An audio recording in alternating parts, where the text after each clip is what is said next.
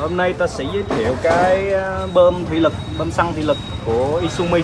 Này nó xài bằng động cơ máy nổ nha. Cái model của nó là Izumi MPE4. Nó xài bằng động cơ xăng 2 ống dầu.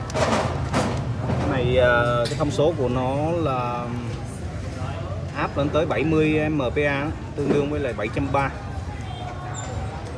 Đây, cái này là công suất của nó là 2,2 kW, 3.600 vòng trên một phút.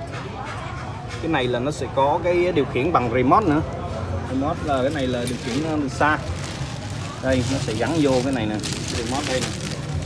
Nó sợi dây này sẽ gắn vô đây.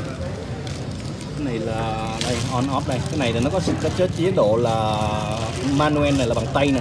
Auto xuống thì mình chỉ cần bấm này lên xuống thôi, còn manual nữa thì mình sẽ điều chỉnh bằng cái cần này nè, up and down, up down.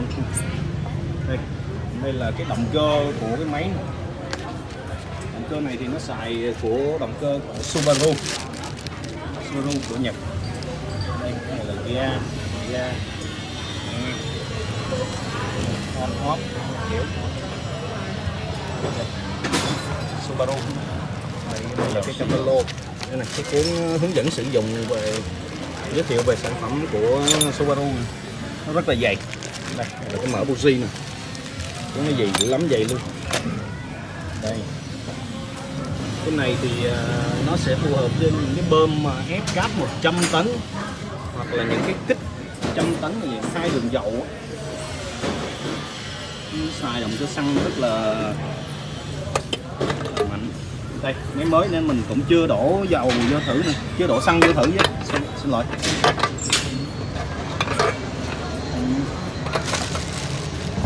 Rất là chất lượng.